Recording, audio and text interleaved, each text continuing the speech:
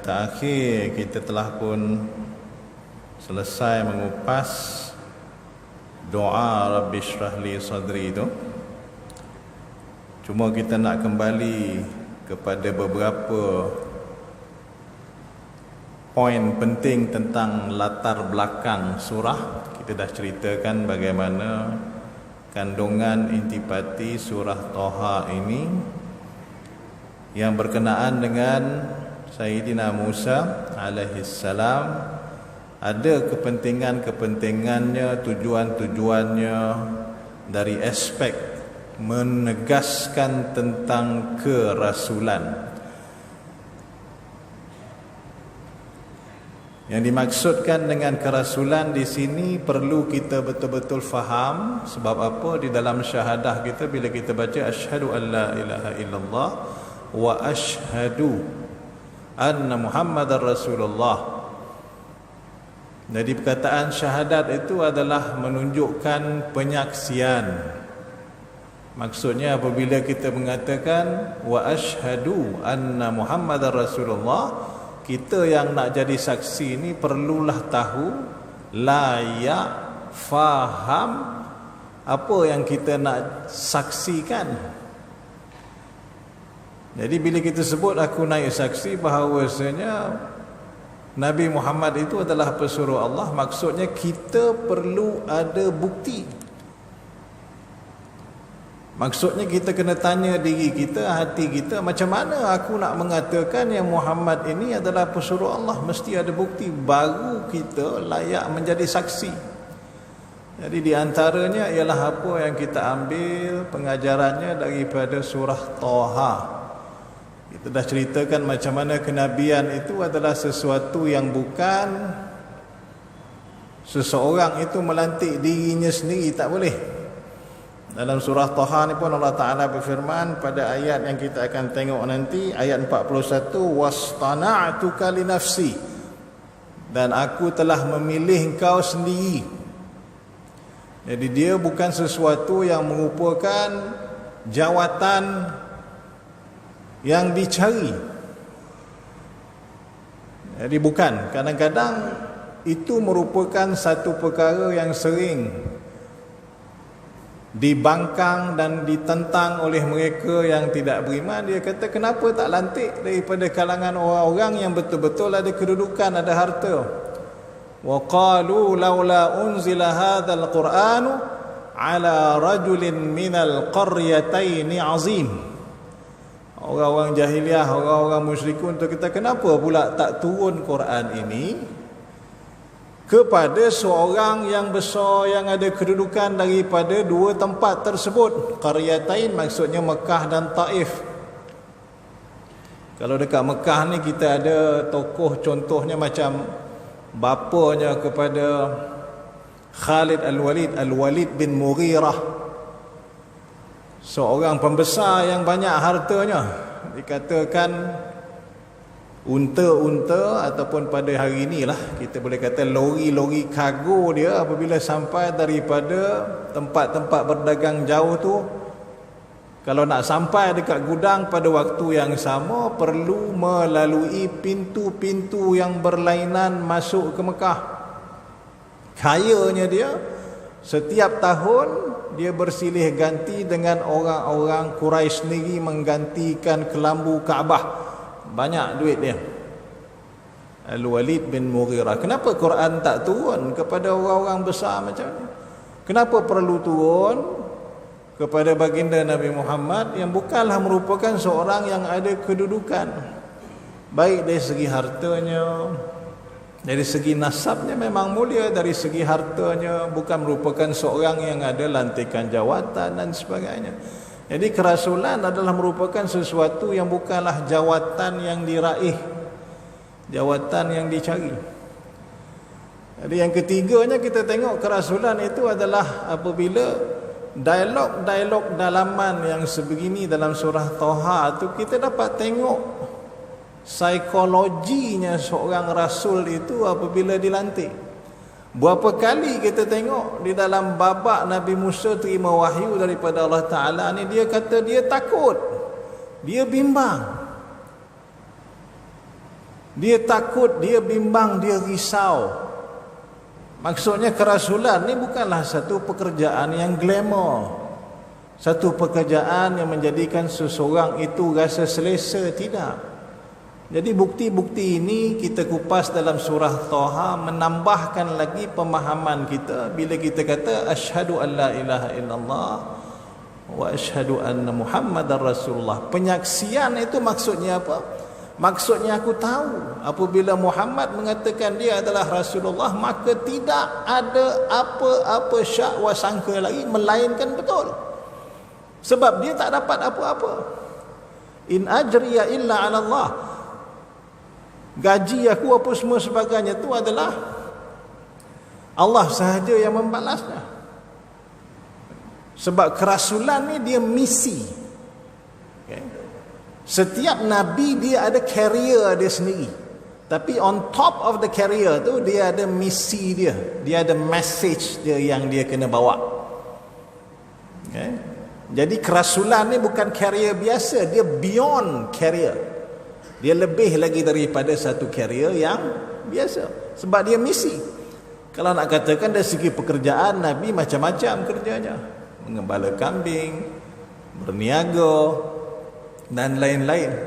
Ada cara macam mana Nabi mencari rezeki. Sama juga dengan Nabi Musa, mengembala juga.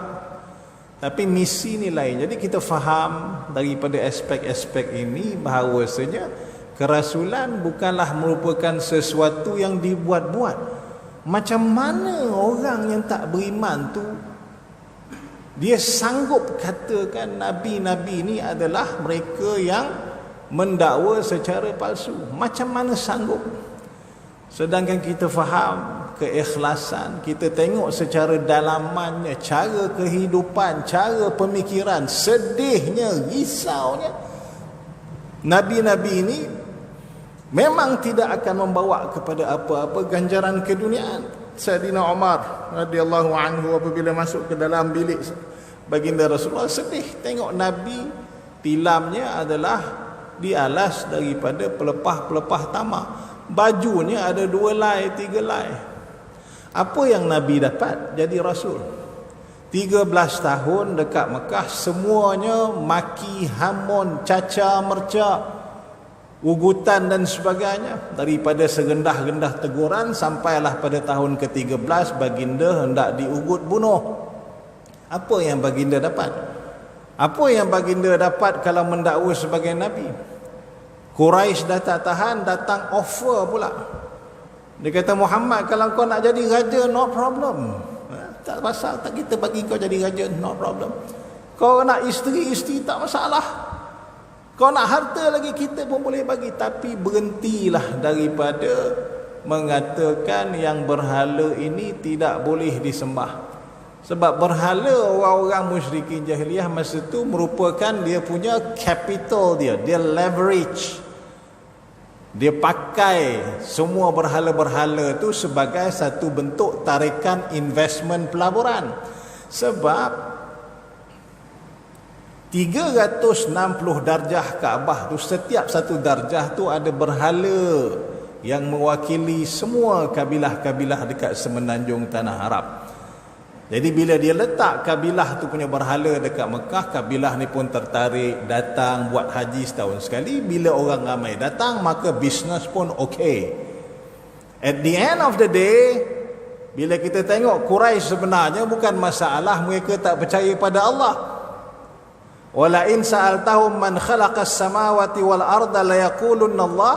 Kalau kau bertanya kepada mereka, Muhammad, siapa yang ciptakan langit dan bumi, mereka akan mengatakan Allah. Masalahnya apa? Masalahnya harta, masalahnya dunia, masalahnya material.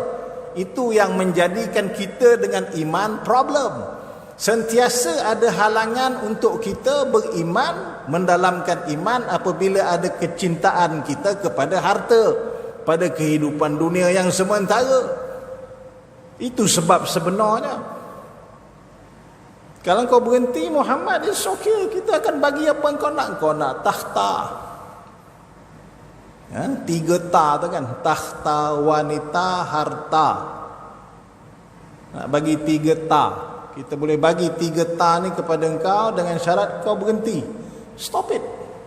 Tak payah umpama kata nak berdakwah dan sebagainya. Itu dia punya ceritanya tu. Tapi Nabi terima tak terima.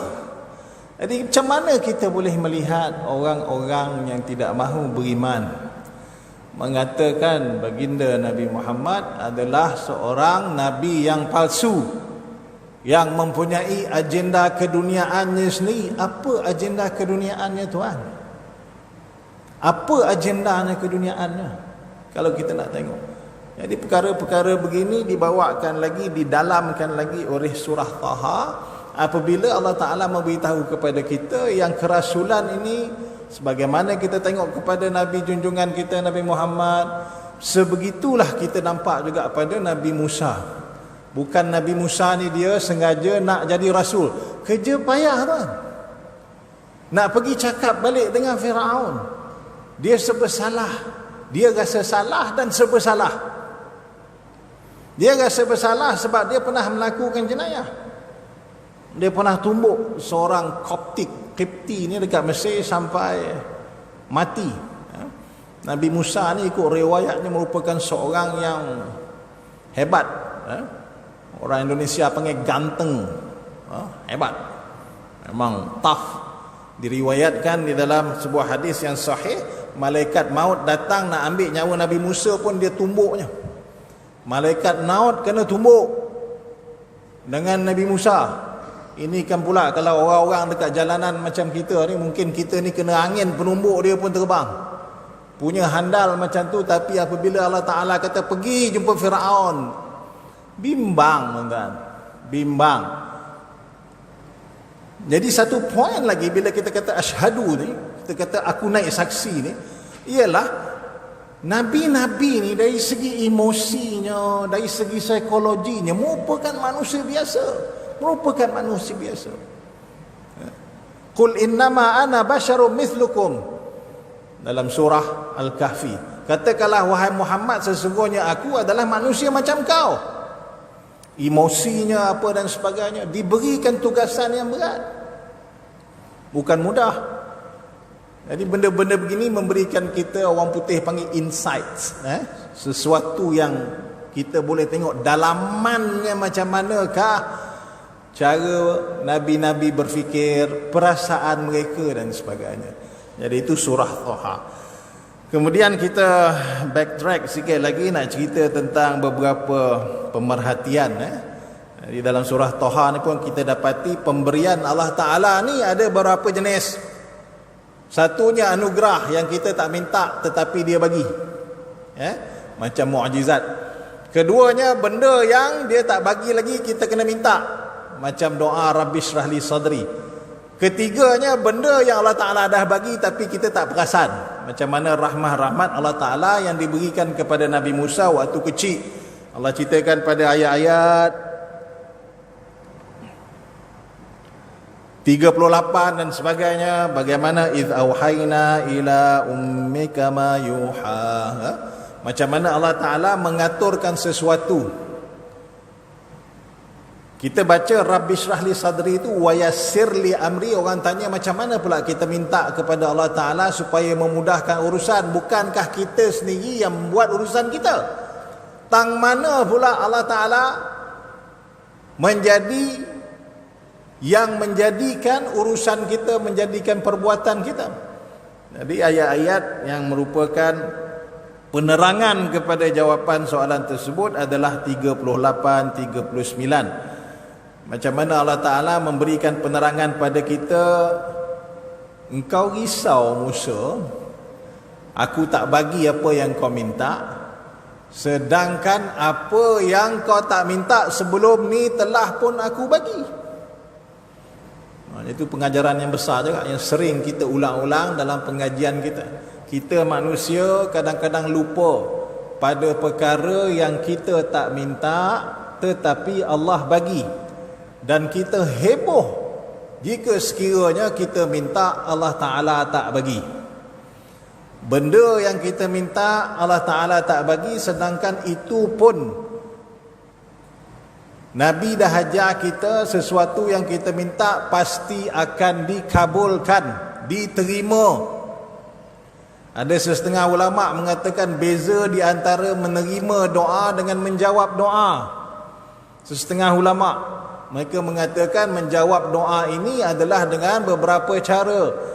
Sama ada diberikan terus ataupun ditangguhkan ataupun digantikan. Sebab apa yang kita minta itu kadang-kadang tidak sesuai dengan kebaikan kita. Allah Maha mengetahui, lalu digantikan dengan sesuatu yang lain. Bukan maksudnya reject, bukan maksudnya tolak. Kadang-kadang kita tak sabar, jadi kita heboh.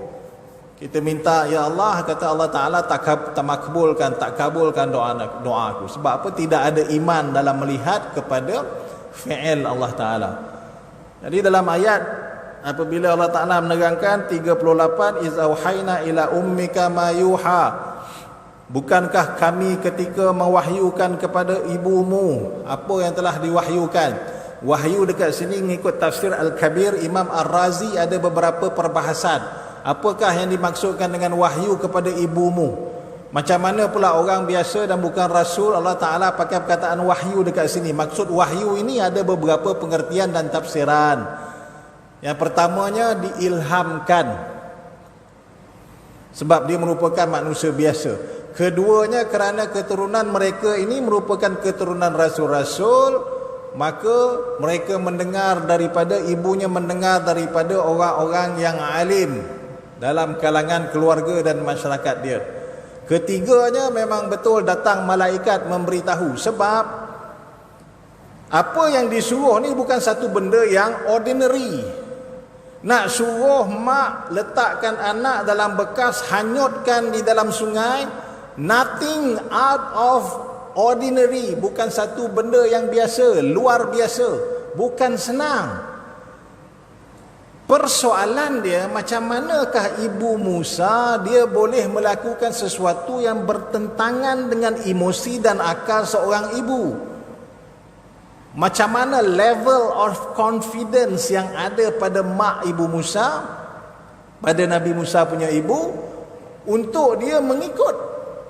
Jadi sebab tu ulama mengata yang mungkinnya adalah kerana datangnya malaikat. Kerana kalau sekadar ilham dan rasa hati, benda tu akan berbolak balik. Nak bubuh anak atas sungai nak hanyutkan bukan satu benda yang mudah. Jadi kerana itu ada ulama mengatakan yang masuk wahyu dekat sini memang benar ibu Nabi Musa didatangi oleh malaikat. Kalau tak, naluri ibu kita pun faham. Nak letakkan anak dalam bekas, hanyutkan dalam sungai, bukan merupakan sesuatu minit mesyuarat yang kita bincangkan secara mudah. Mesti ada something beyond that, sesuatu yang lebih daripada itu. Itu maksud auha ila ummika ma yuha, supaya meletakkannya di dalam bekas dan menghanyutkannya di atas sungai, dan sungai itu nanti akan mencampakkannya ke persisiran yang akan diambil kemudiannya oleh seorang musuhku dan musuhmu dan musuhnya. Jadi ayat tu penuh sebab ada jaminan. Kau hanyutkan anak kau, letak dalam kotak, nanti arus tu akan bawa kotak tersebut, bekas tersebut ke pesisiran sungai, tebing sungai. Nanti akan ada orang ambil, dan orang tu adalah musuh aku dan musuh dia nanti. Jadi ada jaminan, menunjukkan itu adalah satu message yang lengkap. Maka para ulama dan mufassirun mengatakan maksud wahyu kat situ adalah satu message yang jelas. Kalau message tak jelas, tak lengkap, tiba-tiba kita dapat satu ilham menghanyutkan anak, letak dalam bekas dalam sungai, confirm tak buat. Confirm tak buat. Buat apa? Jadi mesti ada dia punya sebab musabab dan tujuannya, iaitu akhirnya bayi tersebut akan diselamatkan. Pun begitu, naluri ibu masih ada rasa bimbang dan takut. Maksudnya apabila kita balik kita nak huraikan tadi maksud wa yassir li amri, bagaimanakah yang dimaksudkan dengan permudahkanlah urusanku. Maksudnya Allah Ta'ala ni merencanakan hidup kita dengan menggerakkan hati orang supaya melakukan tindakan yang tertentu kepada kita. Kalau kita masing-masing muhasabah, tengok sejarah hidup kita sendiri. Sejarah hidup kita sendiri, tak payah hidup orang lain. Di antara benda yang kita buat kepada diri kita sendiri dengan benda yang orang Allah Ta'ala bukakan hatinya buat kepada kita, yang kedua itu pun banyak. Kadang-kadang usaha kita setakat mana. Daripada kita kecil, ibu bapa sekolahkan kita, ikutkan kepada diri kita. Kita nak pergi sekolah, tak nak pergi pula. Macam-macam pilihan kita dalam hidup. Sekolahnya kita, kerjanya kita, berkahwinnya kita dengan pasangan kita adalah merupakan aturan Allah Ta'ala, yang diantaranya adalah dengan cara Allah Ta'ala gerakkan hati orang lain. Semua ni adalah tanda-tanda kebesaran Allah Ta'ala. Berapa banyak juta perempuan, berapa banyak juta lelaki, kenapa kepada wanita itu ataupun lelaki itulah yang hati kita berkenan terbuka untuk menjadikan pasangan. Semua kerja Allah Ta'ala. Jadi bila kita minta wa yassir li amri, permudahkanlah Allah Ta'ala urusanku, maksudnya apa? Ya Allah, kau mudahkanlah supaya hati-hati orang yang keliling aku ini memberikan aku mudah, membuat kerja aku mudah. Kalau orang Allah Ta'ala susahkan, dia akan susahkan melalui orang juga. Itu caranya. Sebab itu Allah Ta'ala perencanaannya halus. Kerana itulah di antara sifat nama Allah Ta'ala adalah Al-Latif, yang maha halus caranya, perencanaannya. Bila kita tengok sini, oh itu macam halus. Jadi diterangkan tentang maksud wa yassir li amri kat sini. Jadi kita ulang balik, ada 3 bentuk pemberian Allah Ta'ala kepada kita. Satunya benda yang kita tak minta tapi Allah Ta'ala bagi. Keduanya perkara yang perlu kita minta. Dan ketiganya perkara yang Allah Ta'ala telah pun bagi tetapi kita lupa. Jadi ini di dalam surah Taha, dalam surah Taha. Macam mana Allah Ta'ala telah mengaturkan sesuatu, dan Allah Ta'ala jualah yang menjadikan sesuatu sebab itu sebab. Dialah pencipta sebab. Macam mana dijadikan Nabi Musa tak mau untuk menyusu dengan susuan ibu-ibu yang datang dekat istana Firaun, kecuali susu ibunya sendiri. Macam mana Nabi Musa dijadikan sebabnya dikutip oleh keluarga Firaun adalah kerana dia dihanyutkan. Pengajaran yang lain di dalam ayat 28, 29 ialah Allah jualah yang menciptakan sebab, tetapi kita kena ikut sebab. Fa'atba'a sababa. Maksudnya apabila Allah Ta'ala dah jadikan sesuatu itu sebagai sebab, maka kita sebagai orang yang Allah Ta'ala suruh, maka perlulah kita tunduk dan ikut sebab. Contoh paling mudah, kalau kita sakit, sebab kalau kita nak pulih apa dia? Makan ubat. Ikutlah makan ubat. Macam tu. Kadang-kadang Allah Ta'ala boleh menjadikan sesuatu sebab itu bagi kita tak masuk akal. Contoh apa? Contoh macam mana tongkat Nabi Musa menyentuh air laut, lalu laut terbelah. Jadi akal kita tak boleh nak terima. Macam mana pula kata tongkat boleh belah laut? Tapi itu adalah kehendak Allah Ta'ala. Macam mana Allah Ta'ala boleh menjadikan satu sebab, dan bagaimana sebab itu sendiri tak akan masuk di akal oleh kita. Tetapi kita kena fa'atba'a sababa, kena ikut sebab. Sebab dia begitu, kita kena ikut. Sebab kita adalah hamba, dan itulah cara kita berusaha. Jadi dekat dalam keadaan ini kita tengok macam mana Allah Ta'ala kadang-kadang menciptakan sesuatu sebab. Kadang-kadang sesuatu perkara tu nampak tak logik bagi kita, tak munasabah. Ini satu pengajaran hidup yang bukan mudah. Kita nampak benda ni, kata nak hanyutkan anak atas sungai. Lepas tu pula kalau hanyut atas sungai, kalau yang jumpa tu orang yang baik-baik, tak apalah. Katakanlah dia hanyutkan anak dia dalam bekas, nanti adalah orang lain dekat ujung sungai, petani apa dan sebagainya, kutip. Itu pun should be okay lah. Masalahnya yang kutip ni pun Bukan orang-orang sebarangan. Bukan masalah orang sebarangan ni dia baik, terkenal dengan kejamnya. Macam mana Allah Ta'ala nak tunjuk dekat kita dengan kuasa dia, dengan kehendak dia, dengan sebab yang diciptakan olehnya. Kadang-kadang tidak akan termasuk dan tak akan kita boleh faham dengan akal dan logik kita. Tapi itulah iman. Itulah iman. Jadi benda-benda begini kita tengok macam mana sesuatu tindakan kadang-kadang tak masuk akal, tetapi dikerenakan oleh iman, jadi kita pun terima perkara-perkara tersebut. Jadi iman dia adalah cerminan kepada cara kita menghukum dan melihat sesuatu perkara. Itu adalah pengajaran ayat-ayat 38, 39. Macam mana Allah Ta'ala terangkan bagaimana kakaknya kepada Nabi Musa menasihatkan kembali pembesar-pembesar di istana tentang mungkin ibunya sendiri akan dapat menyusukannya tanpa memberitahu siapakah dia sebenarnya. Jadi Allah kalau dia nak ciptakan sebab dan dia nak menjadikan sesuatu, maka dialah yang maha berkuasa, maha mengetahui dan maha halus rencananya. Jadi kita ni perlu ada iman. Kadang-kadang hidup kita ni kita perlu ikut sebab dia begitu kita ikut. Sebab begitu kita ikut. Kita tengok macam mana dakwah Nabi Muhammad 13 tahun dekat Mekah. Orang Mekah yang dia dakwah tu bukan sekadar tak terima dakwah baginda.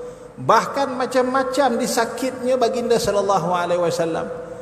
Tetapi kerana usaha baginda dekat Mekah, Allah Taala datangkan hasilnya daripada Madinah. Jadi sebab itu kita dalam hidup tuan-tuan ikut saja sebab. Kita tak tahu bilakah Allah Taala nak beri hasil daripada kita usaha tu. Ini kaedah dalam hidup yang kita boleh aplikasikan. Kadang-kadang kita rasa kecil hati, kita buat baik dekat seorang hamba Allah A.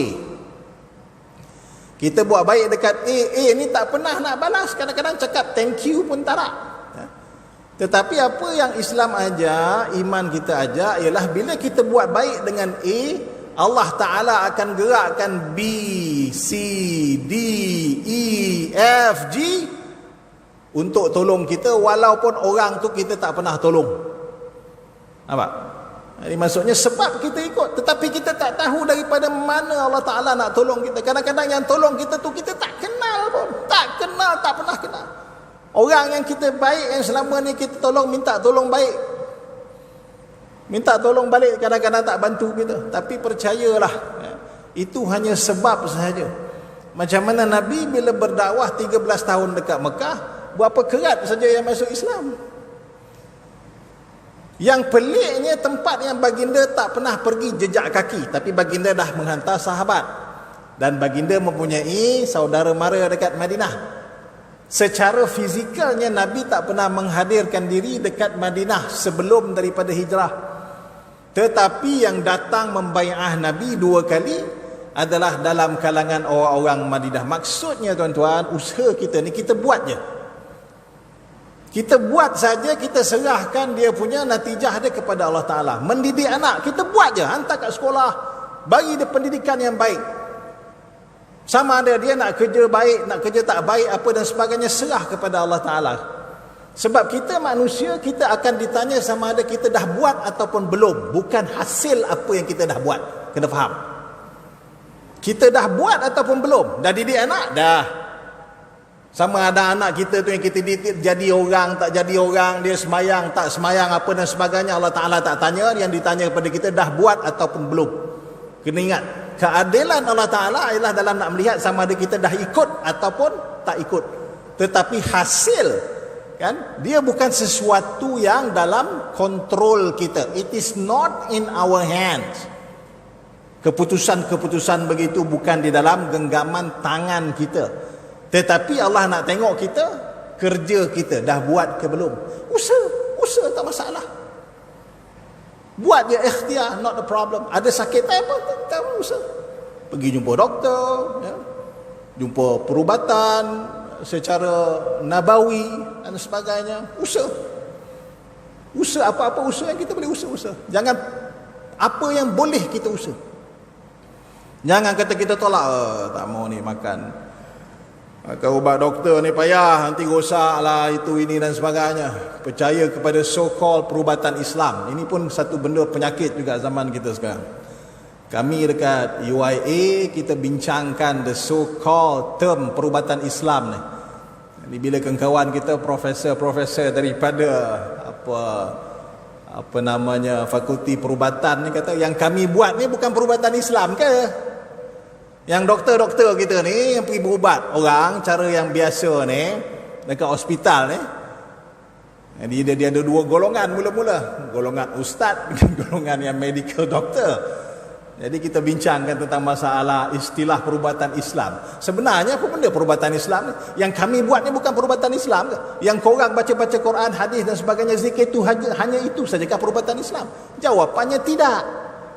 Selagi mana usaha kita tu, sebab kita kena faham ilmu yang Allah Ta'ala bagi dekat doktor-doktor dalam bilang perubatan ni ilmu daripada Allah Ta'ala juga.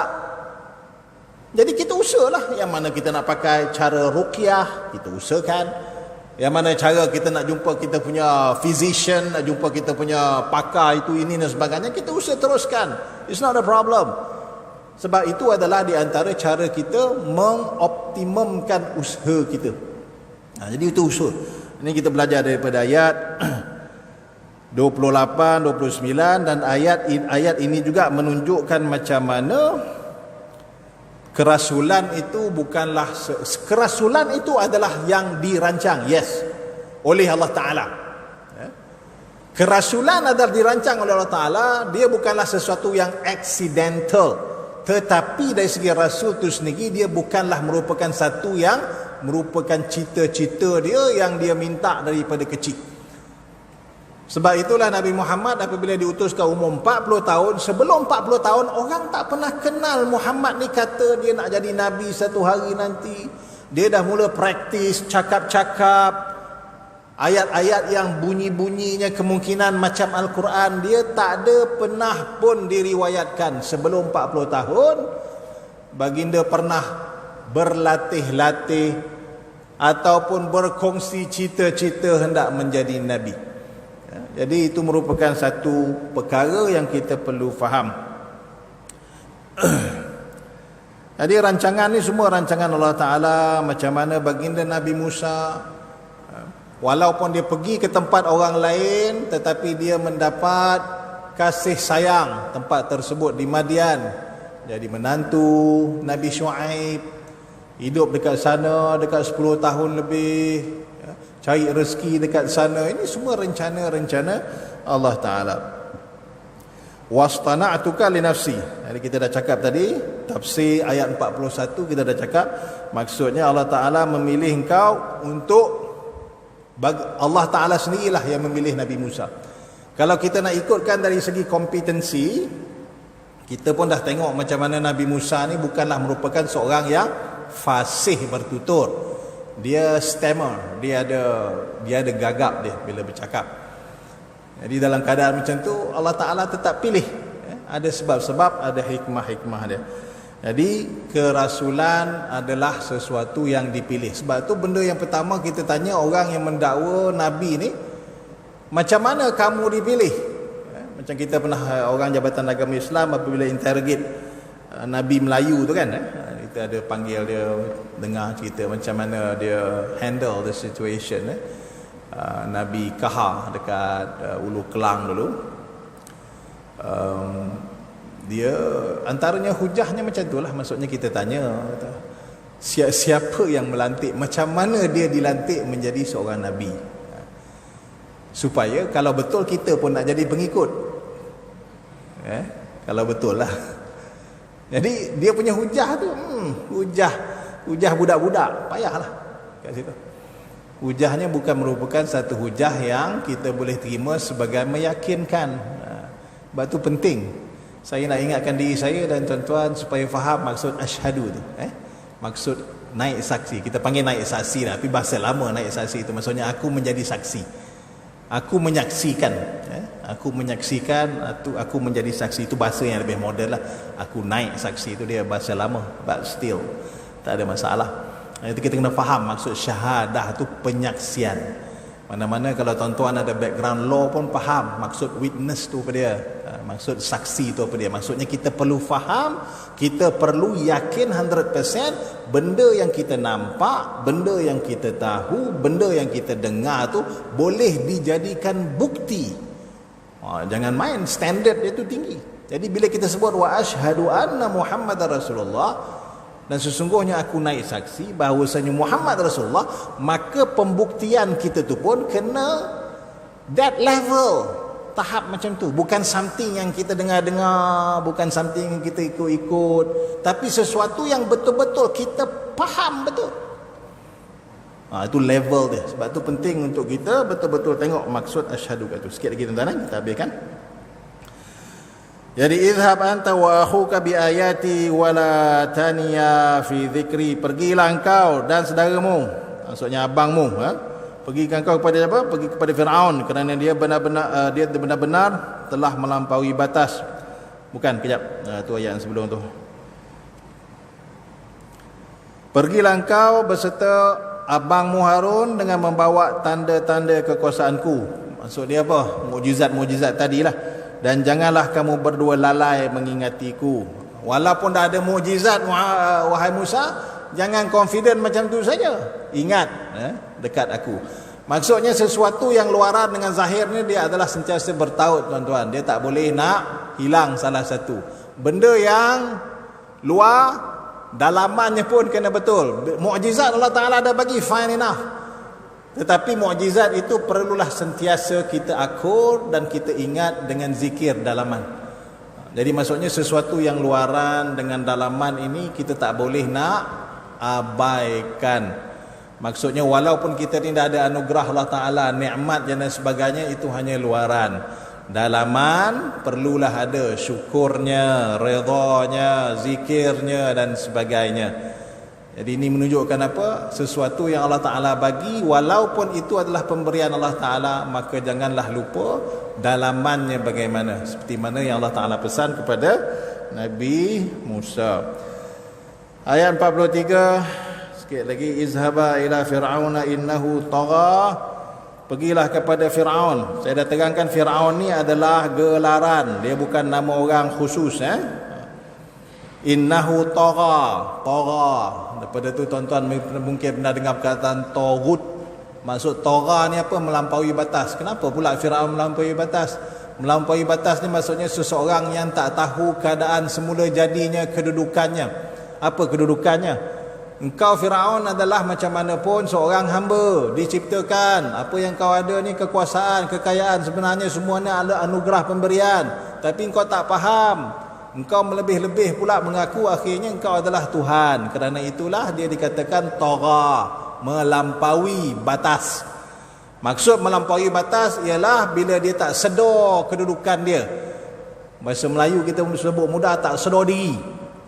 Orang tak sedar diri adalah orang tagha. Contohnya siapa? Fir'aun kat situ. Jadi Allah Ta'ala tengok berapa kali tuan-tuan, izhab, pergilah.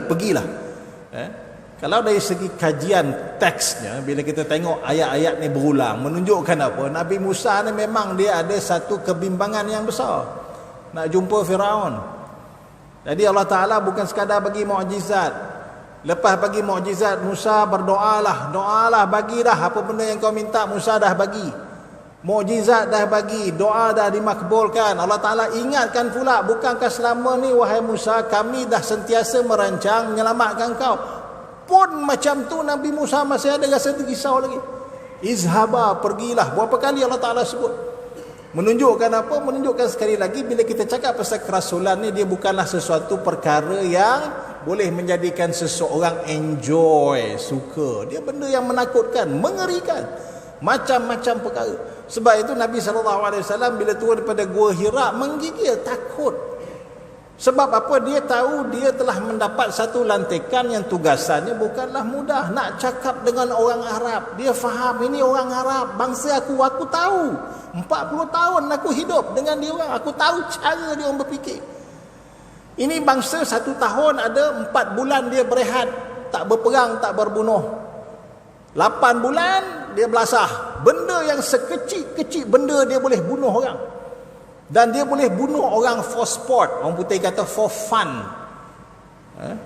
Orang Arab ni dia boleh bunuh orang for fun. Tak ada sebab apa-apa. Dia boleh bunuh orang. Zaman-zaman tu. Orang Melayu kita pun kalau kita baca sejarah lama macam tu juga. Bila orang mengamuk contohnya. Kadang-kadang ada anak raja lah, apa kerabat-kerabat ni. Kalau kita baca sejarah Melayu lama. Itu cara dia release tension. Dia akan pergi dekat jalan. Dia akan jumpa dan bunuh semua orang. Tak ada orang boleh buat apa dengan dia. Kalau kita baca sejarah orang pembesar lama, menarik juga kita baca sejarah Melayu kan. Macam tu lah mereka hidup dalam keadaan tak ada apa-apa rules, tak ada apa undang-undang orang Arab dahulu. Itu orangnya yang Allah Ta'ala suruh Nabi berdakwah dan sampaikan mesej. It's not easy, bukan mudah. Orang yang sanggup di antara kabilah-kabilahnya yang menanam anak perempuannya hidup-hidup, apa jenis orangnya? Bukan jenis yang kita faham, kita pun tahu macam mana perangai saudara-saudara Arab kita. Kadang-kadang bila dia bergaduh sesama sendiri, benda yang orang kafir pun tak buat pada orang Islam kita buat sama sendiri. Punya dahsyat. Itulah dia karakternya yang menjadikan baginda Rasulullah menggigil takut. Bukan sesuatu yang orang nak jadi Nabi ni. Orang putih kata thankless job. Satu jawatan yang mana orang tak akan cakap thank you dekat kita. Orang tak cakap thank you dekat kita. Jadi saya rasa kita tamatkan dekat situ. Saya ulang balik, kita dah cakap apa tadi? Kita dah cakap tentang jenis-jenis pemberian Allah Ta'ala. Kita dah cakap tentang makna asyhadu tadi. Kenapa? Kita dah cakap juga tentang macam mana rencana Allah Ta'ala dalam menggerakkan hati orang lain. Kita dah bercakap tentang bagaimanakah kadang-kadang daripada perencanaan Allah Ta'ala sesuatu peristiwa tu mungkin nampak buruk bagi kita, tapi sebenarnya ada hikmahnya yang Allah Ta'ala telah pun aturkan. Kita dah cakap tentang bagaimana mentaliti, psikologi, dalaman, pemikiran seorang Rasul bukanlah merupakan sesuatu yang mereka ni inginkan nak menjadi Rasul. Bahkan mereka sentiasa ada perasaan takut, bimbang. Kerana mereka juga adalah manusia biasa.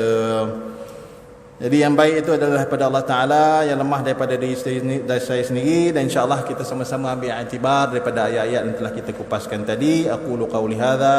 Wassalamualaikum warahmatullahi wabarakatuh.